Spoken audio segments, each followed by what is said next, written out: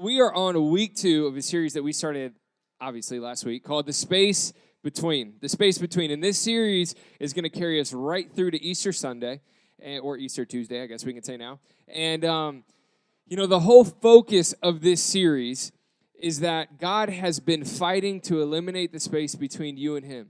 And if God takes it serious enough to fight for that space between, then you and I should too. That Jesus came back to eliminate the space between us and God.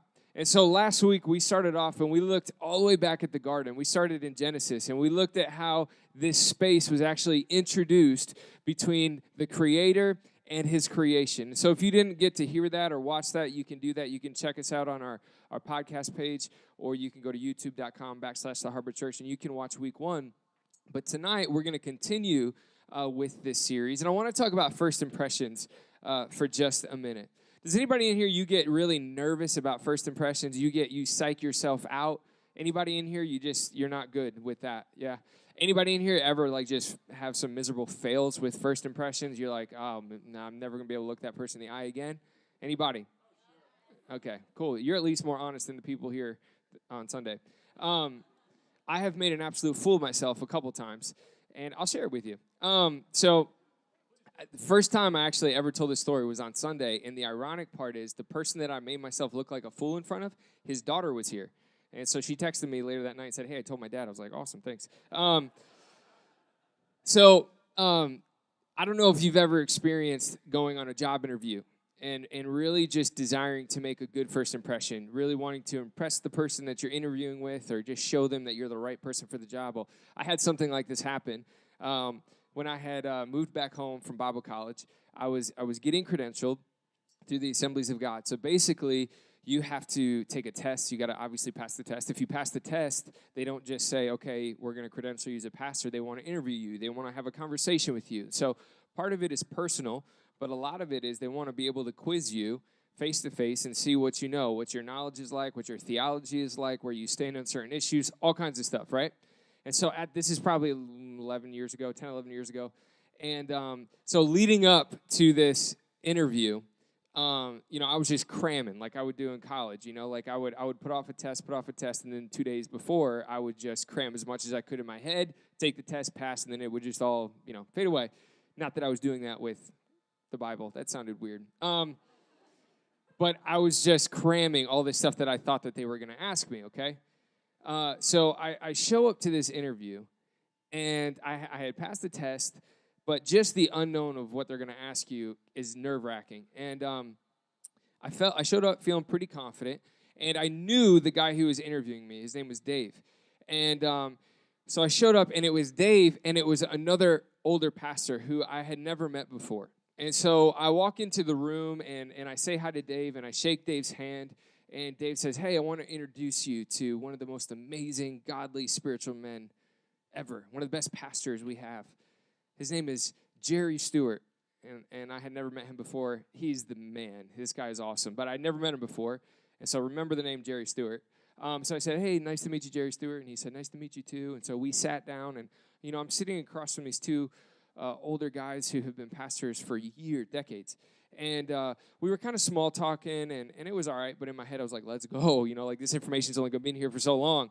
And so, Dave finally said, okay, we got to get some of these formalities out of the way. And I said, awesome, let's go.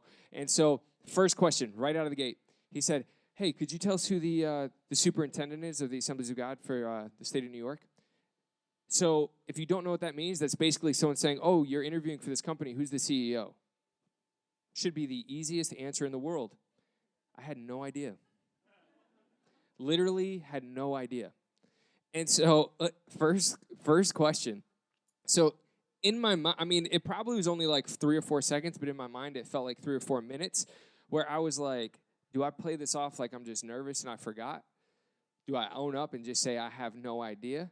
And so I was like, oh yeah, it's and in my head I'm like, Jesus, you better take the wheel. I'm like, you need to bring back this dude. I'm sure I've heard it at some point. You need to bring this guy's name back to my mind.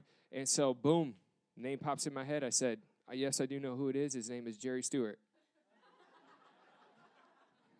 Now, Dave, the guy interviewing me, if you don't get what I just said, I said the guy's name who was sitting across the table from me.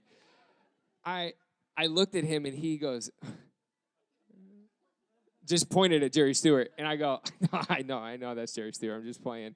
And he goes, oh, like you could tell he was relieved. He's like, oh, okay. I thought you were an idiot, you know. I'm like, no. And so I said, yeah, no, I know. It's, and so this guy is so nice, you know, he didn't have to do this. He goes, starts with a D.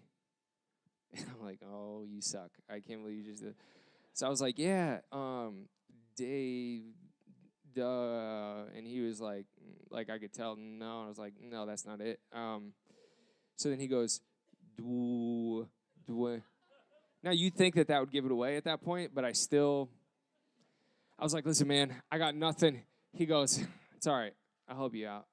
It's Dwayne. I go, oh, yeah, that's right, Dwayne. Now, as relieved as I was to hear that he said his first name, I was horrified to hear that he left out his last name because now there's no excuse, you know? So I was like, yeah, that's right, that Dwayne. Dwayne, and he literally goes, Dwayne, duh. And I literally, first thought in my head was, is this guy's name Dwayne? And so I go, oh, yeah. Listen, man, I don't know it. And he goes, it's Dwayne Durst. I was like, oh, yeah, that's right, man. And I just couldn't even play it off at that point. I looked like an absolute fool. Thankfully, I ended up doing okay the rest of the interview, and by the grace of God, they passed me. But as soon as I left the interview, I called my dad. I was like, I don't know if I'm going to pass. Like, I literally forgot the most important name, other than Jesus, that I probably could have forgotten in that interview. Absolutely made myself look like a fool. There's another time, real quick, pops into my head, which was equally as embarrassing. I had the opportunity. I knew that I was going to be able to meet a pastor that I really look up to, someone who's really well-known, whose ministry has been incredible, someone who I've listened to for years and looked at their example, and I knew that I was going to be at something they were going to be at, and I was probably going to have the opportunity to meet them for the first time. Now, we were hanging out with some people that we know who don't live in the state who know this person, and I had made reference to the fact that, oh, yeah, actually, I think I'm going to be able to meet that pastor in a couple months.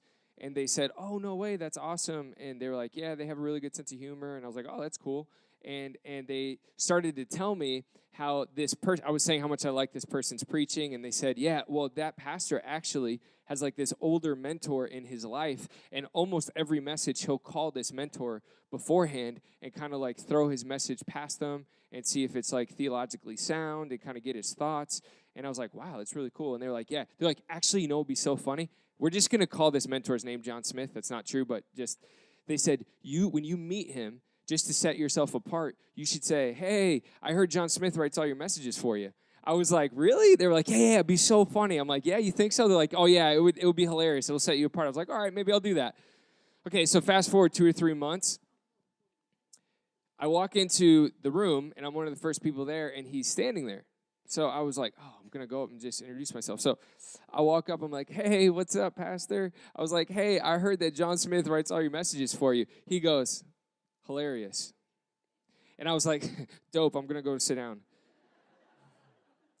Literally, and then the whole way back to my seat, I'm like, what were you thinking? I'm like, I wasn't thinking. Why did I even if someone came up to me and said, I heard so-and-so wrote you, I would be so mad. What a jerk I just sounded like. I'm like, I can never look this person in the face again. It was terrible. I psyched myself out. But I was building up to this whole first impression, wanted to put my best foot forward, be like, hey, I'm one of the guys you could joke around. This person doesn't know me. Like, where did I get off making fun of him like that? But so many of us, we get so tweaked up about first impressions. And the reason is because you only get one first impression. You only get one chance to impress somebody for the first time or put your best foot forward for the first time. And however you do in that first impression, you're either going to live up to how good that was or you're going to spend a while trying to redo the mess that you made in that first impression. I want to look at tonight this first physical impression that we have of God. And God didn't mess it up. But I believe just like we would get nervous about maybe trying to impress someone for the first time, I believe that God was so excited to show us physically who he was. And I want to look at this first impression that we see of Jesus. So we're going to be reading John chapter 1. We're going to start in verse 1. We're going to read through a few verses at first, and then I want to just break some things down for you as we go. It'll be up on the screen. You can follow along. John 1:1 says, "In the beginning was the Word." Now, when John uses this word, he's referring to Jesus. So in the beginning was the Word, and the Word was with God, and the Word was God. He was in the beginning with God. All things were made through him, and without him was not anything made that was made. In him was life, and the life was the light of men. The light shines in the darkness, and the darkness has not overcome it. Skip to verse 9. It says, "The true light, which gives light to everyone, was coming into the world. He was in the world, and the world was made through him, yet the world did not know him. He came to his own, and his own people did not receive him. But to all who did receive him, who believed in his name, he gave the right to become children of God, who were born not of blood, nor of the will of the flesh, nor of the will of man, but of God. And the Word became flesh and dwelt among us.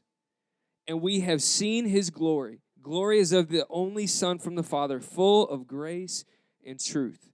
Skip to verse 16. It says, "For from his fullness we have all received grace upon grace.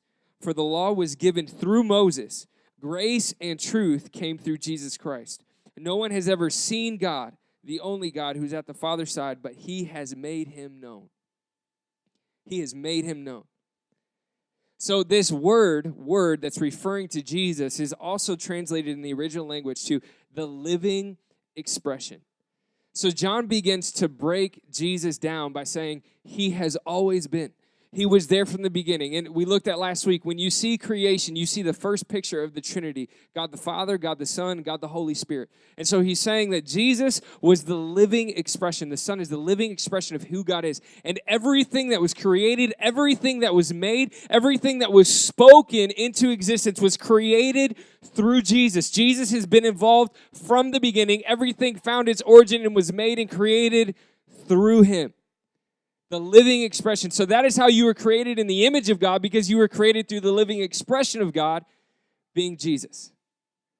So John is breaking down this fact that Jesus has witnessed everything. He has been here from the beginning. You were created through him. He has now seen the space that has entered the picture between God the Creator and his creation.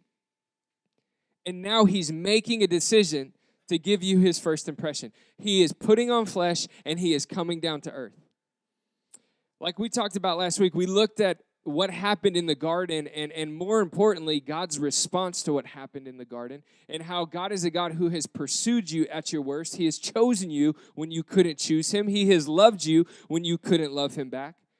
And I believe that one of the most heartbreaking things, if not the most heartbreaking thing for God, and this space between, is that up until Adam and Eve made that decision, that God walked and talked with his creation. He had direct communication with his creation.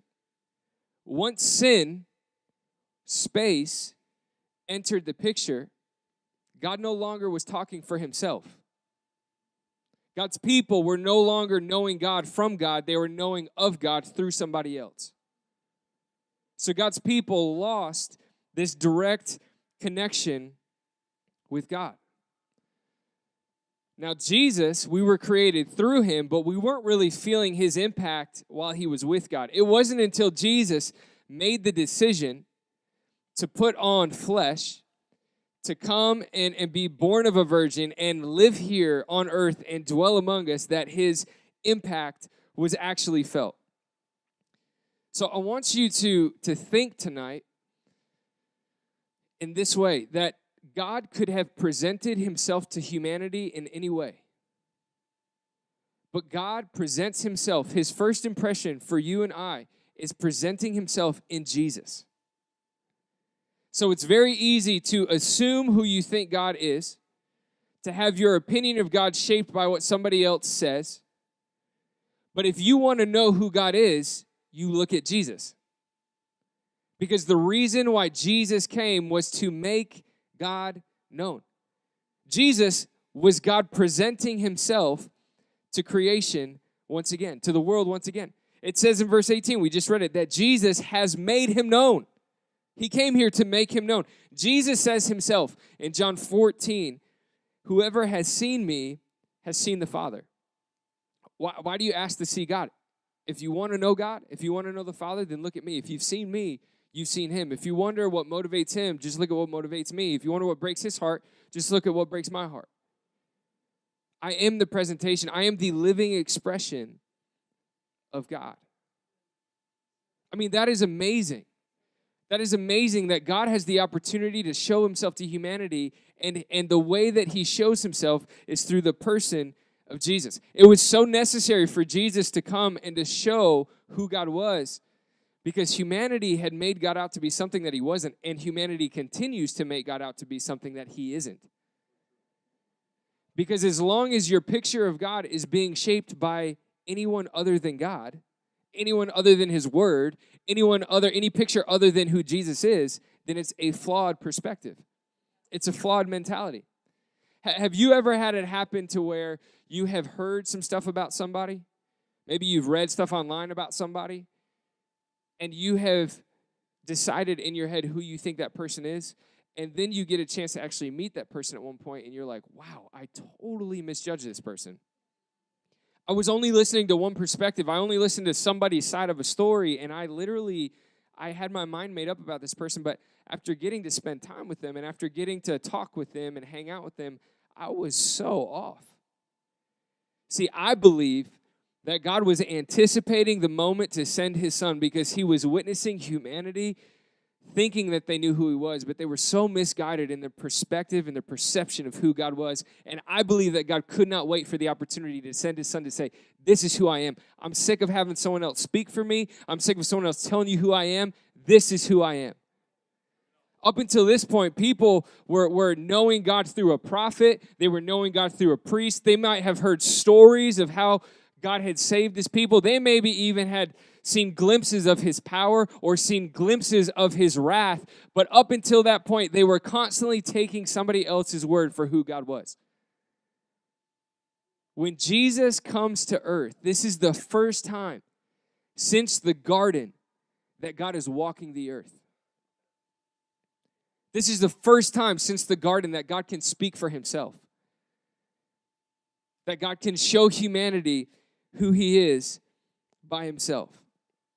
This is the scary thing, though, is that John says he came, the very God that we were created in the image of, the very Jesus that we were created through, comes to earth, and humanity doesn't recognize him. And they don't just not recognize him. When he tells them who he is, they don't receive him. You know, you can't recognize someone that you don't already know. You can't recognize a face that you haven't seen before. You can't recognize a voice that you haven't heard before. I can't pick you out of a crowd if I've never met you, if I've never seen you. But I could pick a face out of a crowd if I've seen it before. I might be able to pick a voice out from a conversation if I've talked to somebody before. You know, I think the reason why so many Christians struggle to recognize God in their life in every season is because maybe you don't know God for yourself the way that you're supposed to. The reason why you have such difficulty picking his handprint, his fingerprints out in different seasons and in different areas of struggle or different areas of success is because maybe you don't know God personally the way that you're supposed to personally know God. So it's a little hard to recognize him. You know, how many times do I don't know God's voice because I'm so much quicker to seek somebody's counsel rather than God's counsel. I'm quicker to seek somebody out who I respect than to ask the Holy Spirit, could you speak to me on this situation? I'm quicker to put on a worship song that talks about God's goodness than me just coming up with the words myself to tell God how good I think he is. At the risk of me sounding like an 80-year-old woman, I've been struggling with a lot of back pain. And I woke up 2 nights ago with like crazy hip pain. I feel stupid even saying it, but honestly, it was stupid. It woke me up out of a dead sleep at 2 a.m. I was dying, and it takes a lot to get me out of bed. And I got out of bed. I was actually laying on the floor, and it was bad. And I couldn't get rid of it. It didn't matter how I laid, what I stretched, how I could not get rid of it. Like I was pinching a nerve. It was rough. And so, when something physically is going wrong, what do? We Google it. And so from 2 a.m. to 5 a.m., I was downstairs on my living room floor Googling and trying to diagnose my hip pain. And by 5 a.m., I came to the conclusion that best case scenario, I was going to lose my leg, but worst case, I'd probably lose my life. By 5:30, I had come to grips with it, and I was ready to present it to my family. I was going to sit everyone down when everybody woke up. Because, something hurts, Google it, right? I wonder why our reaction isn't the same, that when life hurts, when things go wrong, why is my reaction not to go to God? Why is my reaction not to say, God, I need to hear from you, so let me actually read what you've already said? Why don't I open your word that is living and active, that is a gift for creation, that is a gift for your people to know your voice, to know who you are, to know what motivates you, to know where your heart is? Why do I never turn to God first, but I'm so quick to seek other things? You're never going to be able to recognize what you don't know for yourself. And I want you to hear tonight that God went to great lengths to be known by you. By you. If it was okay for you to know God through a service, through a church, through a pastor, through a priest, through a preacher, through a worship band, if he was cool with you knowing him through some other avenue, then Jesus didn't need to come and die for you. But he wasn't cool with that. He didn't want that space in between. So he gave his one and only son so that you could talk to him directly. So that he could come back to earth and walk this earth himself. To say, I don't need somebody else speaking for me. I don't need you coming to conclusions on your own or coming to assumptions based on somebody else's knowledge or experience with me. I want you to know me for you. Jesus is the physical representation of who God is. God is saying you don't need to guess any longer. You don't need to throw darts any longer. I'm going to show you exactly who I am. And so God sends Jesus down to earth so that we could see him in a way that we could understand, in a way that we could relate to, and in a way that we could embrace. Jesus shows us a picture of God that we can understand, in a way that we can relate to, and in a way that we can embrace. He does it in a way that we can understand because he's speaking for himself now. So life is not always going to make sense. You're not going to understand everything on this side of heaven. But God has made the effort and done everything in his power for you to understand him and his character and his nature and his motivation and his desire, his love, his mercy, his grace, his patience. Just look at Jesus. Look at the way that Jesus handled himself. Look at the way that Jesus communicated with people, how he handled difficult situations, how he handled awkward situations. Look at the instances where Jesus had every right to condemn somebody. Look at the way that he spoke to people. Look at the people that he hung out with. Look at the people that he was willing to touch and to hug and to show love and support to. Look at the way that Jesus taught. The God of all creation, Jesus, who has been there from the beginning, Jesus, the very one that you were created through, doesn't try to teach or preach in a way that you would be impressed. He teaches and preaches in a way that you could understand. Jesus speaks in parables, stories. And so Jesus understands his audience. He knows who he's talking to. And so if Jesus is in a rural village where farming is prevalent, he's going to use some analogies. He's going to tell some stories that if you do some farming, you do some planting, you're going to understand. If Jesus is talking to some business professionals, he's going to tell you a story about the importance of being wise with your investment. Jesus is constantly telling stories, constantly telling parables because he is taking heavenly truth and he's giving it to us in bite-sized pieces so that, do you understand? Do you get it now? Do you see what I mean? It's like this. It's as if this happened. You would know it like this. If he's talking to fishermen, he's going to use fishing analogies. The very way that God himself communicates to humanity in physical form is done in story form so that you and I could understand it.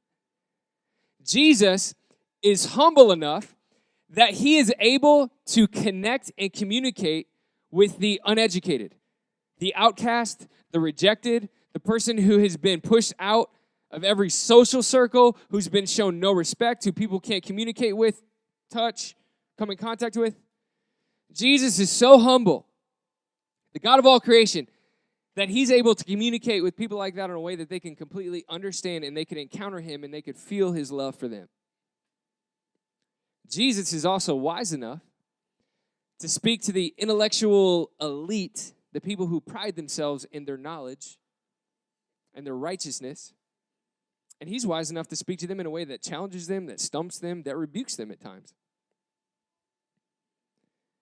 Jesus' mission was to make God known. Part of you knowing God is understanding who God is, understanding what God feels. And so Jesus is showing you, do you want to know how God reacts? Look at how I react. You want to know how God feels? Look at what I feel. You want to know how God speaks? Look at how I'm about to speak. You want to know how God handles a bad situation? You want to know how God handles a really bad mistake, something that you may think has messed up the rest of your life? Watch this. Watch how I handle this situation.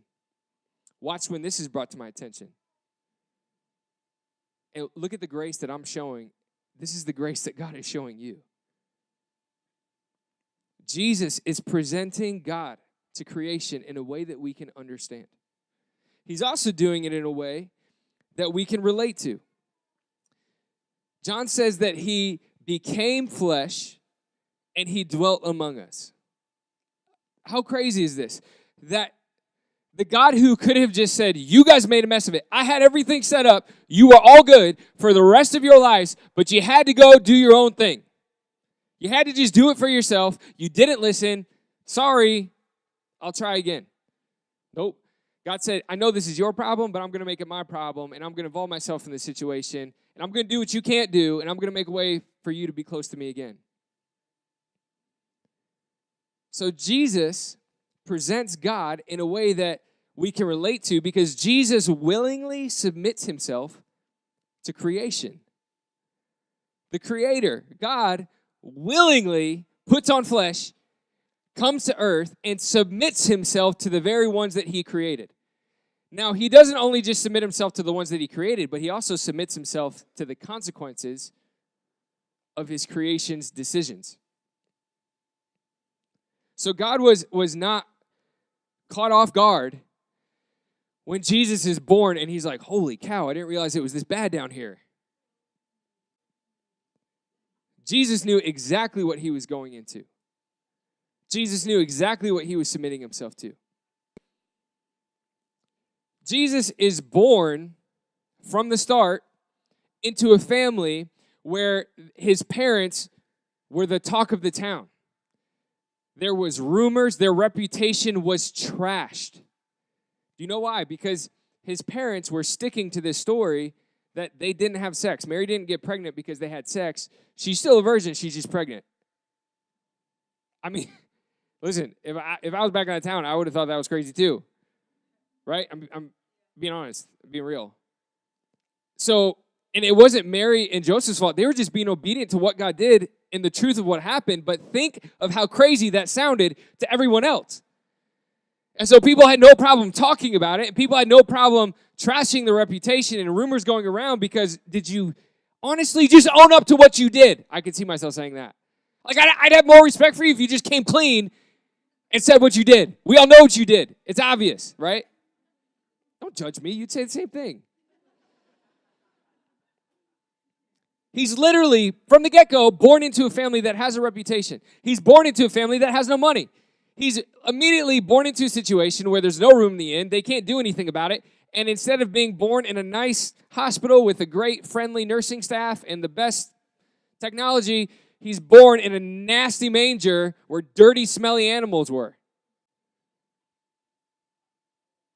Worst circumstances. As if that's not chaotic enough for God to submit himself right into this situation. Try this on.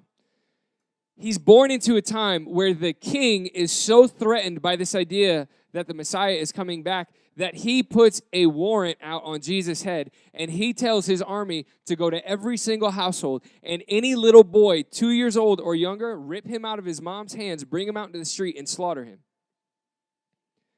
You think times are tough now. You think life stings now. Could you imagine living in a time period where soldiers could come to your door and rip your little boy out of your hands and slaughter him on the sidewalk in front of your house? Jesus is born into a time where there is literally a death warrant out on his head. The Bible describes him as having no majesty about him. It wasn't like Jesus was like, listen, I'll come to earth, but if I come to earth, I'm going to look like Brad Pitt. I'm gonna be the man, or whoever is cool now. I don't know. You can see how old I am because of Brad Pitt. He was cool like what, 15 years ago? How many? I don't act. Faith, come on, tell me. When did you like Brad Pitt? Was it before me? Had to be. He didn't just set himself up for success. I mean, it says that there was nothing attractive about him. There was no majesty about him. Jesus didn't just place himself in a family that had privilege. You're talking about the king and creator of all. He didn't set himself up to be born into a palace. And he wasn't like, listen, I got ministry to do. I got to fix humanity when I get there. I can't be messing around with working with my hands. He was born into a blue-collar family that had to work for every meal that was on the table. He worked with his hands. He had a dad who taught him how to do carpentry. They worked hard. They didn't have a lot. He wasn't born into privilege. Jesus experienced loss. Jesus experienced the grief. We don't see what happens to Joseph, but the last time that Jesus' father is mentioned in Scripture is when Jesus is like 12 years old, and he's never mentioned again. And you fast forward to when Jesus dies on the cross, he has to ask somebody to take care of his mom.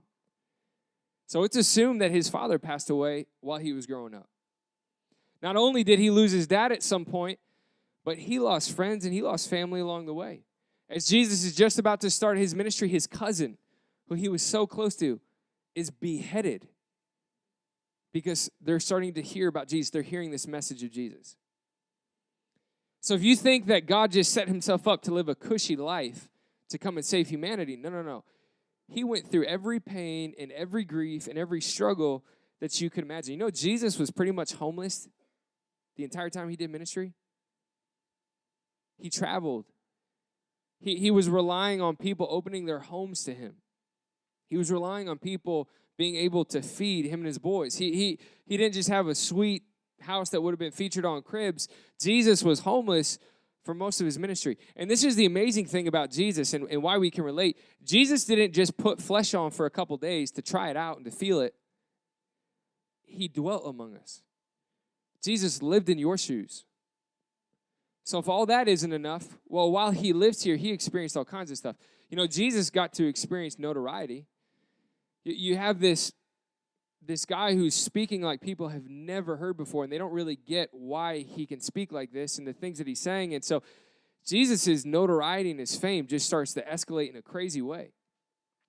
So Jesus experiences that. Jesus also experiences all those people turning on him as quick as they were turned on to him. For all the praise that Jesus got, he also got questioned, ridiculed, criticized, doubts thrown his way, people judging him, people yelling at him, people screaming at him, people trying to now trash his reputation, people now spreading rumors about him. As if withstanding all of that public ridicule wasn't enough, Jesus had to live in a time period where people were plotting to kill him. So we use this word persecution a little lighter today. You're like, how are you doing? I'm like, oh, man, life is just tough right now. I feel persecuted. I got people at work talking about me and da-da-da-da. So when we say Jesus went through persecution, we literally mean that people were planning his crucifixion. So any pain that you've gone through about what people are saying or attacking you, he felt that, but he felt it even to the point of people plotting his own death. Jesus, while he lived here, Jesus experienced temptation. Jesus experienced what it feels like to have Satan in his ear trying to tempt the human side of him. Not only did Jesus experience temptation, Jesus also experienced having to choose God's will over his own. You read in Scripture times where Jesus says, it's not my will, but it's yours. He's making a decision to say, in other words, I know what I want to do, I know what my flesh wants to do, but that's not why I'm here, and that's not what I'm going to do. God, I want your will for my life. Jesus experienced what it was like to make those decisions. Jesus experienced some of the closest friendships that you could ever have, a brotherhood. He also experienced some of the deepest betrayal that you could ever imagine. Maybe you've experienced somebody close to you turning their back on you, rejecting you, stabbing you in the back. Jesus experienced rejection to the point of somebody selling him out to his own death. You know, something practical that Jesus experienced that I can really relate to, and this may sound dumb to you, but this encourages me in a way. Jesus experienced exhaustion. I don't know about you, but there are times in life where I just want to give up. Like I'm physically tired, I'm emotionally spent, spiritually I'm empty, and I'm just like, God, I can't do this anymore. I don't want to do this anymore. I'm done. I'm shot. You know, you see throughout Scripture, there are times where Jesus has to pull away from everybody, has to pull away from the crowd, has to pull away from his friends because he needs to go spend some quiet time with God. You see times where Jesus is like, I need to go take a nap. I need to go rest. I need to go sleep. Jesus experienced what it felt like to be on this side of heaven and dealing with all of these things that life throws at you. As if all of that isn't covering all the bases. I'm skipping over a ton. This is a guy who, from our standards, from our earthly standards, we would say, what a sad story. What a sad story. This guy dies at age 33, never gets married, never has kids, never owns a home, never has a successful job, never makes any money, never saved enough for retirement. He never really, amounted to anything. From our perspective, we would be like, wow, that is so sad. But Jesus came and did exactly what he was meant to do.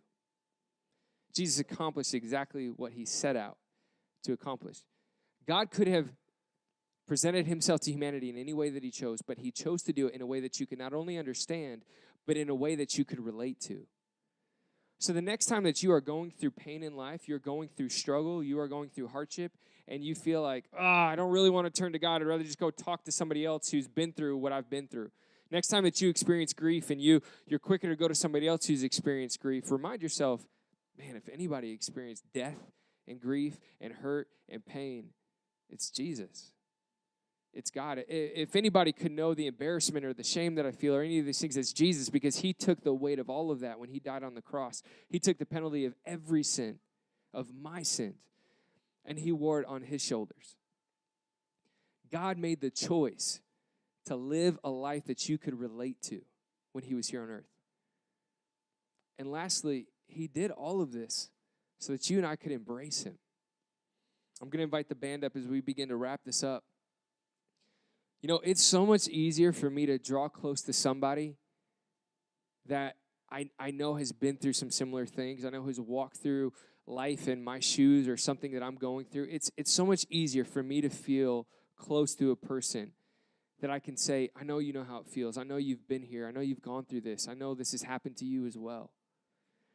You know, Hebrews 4 says, since we have a great high priest who has entered heaven, Jesus, the Son of God, let us hold firmly to what we believe. This high priest of ours, he understands our weakness, for he faced all the same testings that we do, yet he did not sin. So let us come boldly to the throne of our gracious God. There we will receive his mercy, and we will find grace to help us when we need it most. God presented himself in Jesus in this way, not just so that you could understand him, not just so that you could relate to him, but that you could embrace him. See, God did not send Jesus down to earth for this expedition of discovering humanity. You know, it wasn't like this documentary that you see on Netflix or Discovery Channel where they're like, we've never been to this part of the ocean, so we got this $85 million sub with all these cameras, and we're going to send it down deeper than we've ever gone before. We don't even know if we're going to be crushed. We don't know what we're going to encounter, and they never find anything cool anyways. But, you know, and then you see, like, these glimpses of, like, the whole team that made the sub and all the scientists are, like, huddled around the tiny little camera, and they're like, whoa, did you see that? Wow, that's crazy. But it wasn't as if, you know, God and all the angels and everyone who had come before him were, like, crowded around this little TV screen being like, whoa, look at what Jesus sees. Look at how humanity is. Look at all... No. He didn't send Jesus because he didn't know how to relate to you. He didn't send Jesus because he wasn't sure how to embrace you in your state. He said, I'll send my one and only son so that you can understand me, so that you can relate to me, so that you know how to embrace me. Because you understand that I know what you're going through. I know what you feel. You can see, you can read, you can hear about. I went through the things that you're feeling right now. I've experienced what you're experiencing right now. So the next time that you get convinced and you listen to the devil saying he can't relate to you, why would you cry out to a God who you can't even see? Why would you cry out to a God who you can't just sit down and have a conversation with? You're going through real life problems and you're experiencing real life pain. Why would you turn to God? God is saying, no, I can let you know that I have experienced that. I have felt that. I have gone through that. I have wrestled with that. I did make the choices that I'm asking you to make now. And so I'm doing this, like Hebrews says, so that you can come boldly back to me. So that your first response, just like when my little hip is bothering me, my first response is to go to Google. As life comes at me, my first response should be to boldly go to Jesus because he has been here, he has done it, he has lived it. If I want to know who God is, if I want to know how God feels, if I want to know what God thinks, I just need to look at Jesus. People in the Old Testament, they had to say, God, show me your face. God, show me your glory. Guess what? We get to see it. We get to see the glory of God by looking at Jesus, by looking at the physical representation, the first impression of who God is. And it's incredible. It's unlike anything that you've ever seen. It's unlike anything that you would naturally feel or naturally expect. There's a reason why humanity, they didn't recognize him and they didn't receive him because they were looking for something so different than who he is. And Satan, the enemy, will always try to convince you that God is not relatable. That God, you can't understand God. This doesn't make sense. But it is the opposite, and God has done everything in his power for you to know him for you. So if you are wrestling with this whole idea of having a relationship with God and it's not coming through, maybe it's time for you to make the choice to say, I don't want to know God through something or someone or a song or through a sermon. I want to know God for me. If this is ever going to feel real, if this is ever going to be close, if this is ever going to be intimate with me, I need to know it for me. God is not intimidated by you saying, I need to know it for me. God, if you're real, I need to know it for me. He's not intimidated by it. That's what he's desiring. We just read, he says, come boldly before me. Tell me where you're at. We talked last week about answering the question, where are you? God is saying, come to me. I want to know you. I want you to know me for you. I want to ask you to stand up as we begin to wrap tonight up. You know, through Jesus, we now have the option of rewriting our eternity. When there was nothing that I could do to ever get back in God's good graces, when my destiny was already written, I was doomed because I'm not perfect. I made so many mistakes. God rewrote the story by sending his son down to die on the cross and to pay the penalty for my sins and my mistakes so that I could now spend eternity with him. And that is the most incredible gift ever. And if you haven't made that decision, Jesus did all the hard work so that all you got to do is say, Jesus, I accept it. I need it. I want you. Come into my life. Forgive me my sins. But you know, Jesus didn't just come to earth to secure your eternity. He came to earth so that you could live with him now. Too many Christians, you make the decision to invite God into your heart to affect your eternity, but you never allow it to affect the life that you're living right now. God sent his son down to earth to walk the earth, to talk with his creation so that he could walk with you now, so that he could talk with you now, so that as you go through life and life throws things at you, you can recognize his face in things. You can recognize his voice. That you can say, God, I don't understand what's going on. And God, this has caught me completely off guard. But God, I hear you. I hear you speaking. God, I see that you're at work. God, I trust who you are. I know I can trust you because I understand who you are. When I look at Jesus, when I look at how you've presented yourself, you are a God who never gives up on me. You've never left me for a moment. You've died for me. You love me. So God, I trust you. I want to ask you, all across this room, if you're here tonight and you're struggling, you just need prayer. You need someone to encourage you. You need someone to just listen to what's going on and pray with you and be there for you. We got a prayer team along the back gate, and as soon as we start the song, if you're here tonight and you could just use some extra encouragement, we want to ask you, you can just make your way to the back, and they would love to pray with you. But if you're here tonight and, you're just realizing like, man, I want to know God for me more.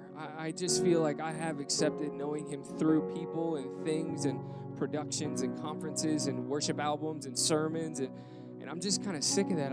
I just want to know God for me. I want this to be real for me. I want to just ask you to do something. Like the Bible says, man, come boldly before his throne. If that's you, can you just ask God? Would you mind all across this room, if that's you, do you mind just raising your hands and just saying, God, I want to know you? Right now, begin to ask him, God, I need to know you. God, I want to know your voice in my life, God. I want to recognize you, God. I want to see your glory in my life. Come on, right now, in your own words. This is between you and God. This is personal to you. Begin to ask God to show himself to you. Begin to ask God that it will be real for you.